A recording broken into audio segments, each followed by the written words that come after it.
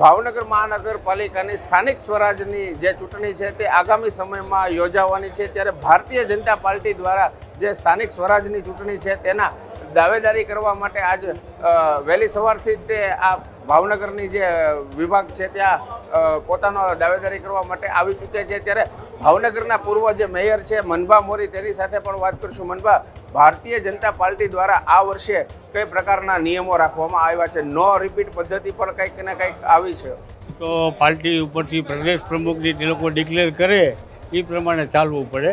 પાર્ટીની પોલિસી જે નક્કી થાય એ પ્રમાણે જ ચાલવું પડે। નવા ચહેરાઓ આવશે તો કેવા પ્રકારની રણનીતિ રહેશે? જે પાર્ટીની ટિકિટ લઈને આવે, નવા હોય કે જૂના હોય, એને સંપૂર્ણ પાર્ટીના એક એક કાર્યકર્તા સાથ અને સહકાર આપશે। મનભા, એવું પણ કહેવામાં આવ્યું છે કે વય મર્યાદા પણ રાખવામાં આવી રહી છે, શું કહેશો? 60 વર્ષના ઉંમરનાને પણ ટિકિટ નહીં આપે, 3 ટર્મ લડેલાને પણ ટિકિટ નહીં, એવું અત્યારે અમારા સ્થાનિક લેવલે જાણવા મળેલ છે।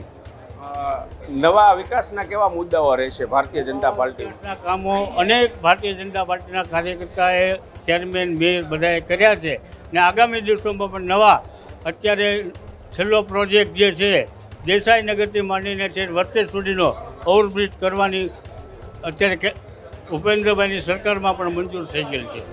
આજ પુલની બ્રિજની જે તમે વાત કરો છો તે ઘણા વર્ષો સુધી ભાવનગરનો એ બ્રિજ છે જે આરટીઓથી લઈ અને દેસાઈનગર સુધી ખૂબ લાંબો સમય કામ ચાલ્યું હતું, એવી જ પ્રકારનું કામ ચાલશે કે સ્પીડમાં ચાલશે? ત્યારે જમીન એક્વાયર કરવાની હતી, જે કોઈ પ્રાઇવેટ જગ્યા હોય એની હિસાબે વાર લાગી હતી ને ટેકનિકલ મુદ્દાઓ ને ગુજરાતમાં જ્યાં હોયના બનાવો બના ડિઝાઇન પણ ફેરા કરતી હતી, તેની હિસાબે લેટ છે। નવા જે ચહેરાઓ આવશે તેને જૂના લોકો કઈ પ્રકારનો સપોર્ટ કરશે? તો નવા આવ્યા પછી જૂના લોકોને કેવો હાઈ કોન્ટેક્ટ રાખે છે, પણ પરિવાર ક્ષેત્રે પાર્ટીના પ્રમુખ છે એટલે સંકલનમાં રાખીને કામ કરે। આ હતા ભાવનગરના પૂર્વ મેયર જે મનભા મોરી।